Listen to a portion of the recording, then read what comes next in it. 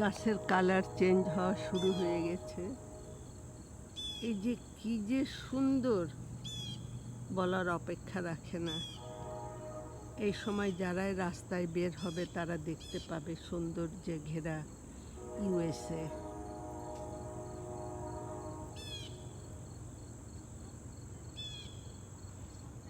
এক এক গাছ এক এক কালার নিয়ে দাঁড়ায় থাকবে।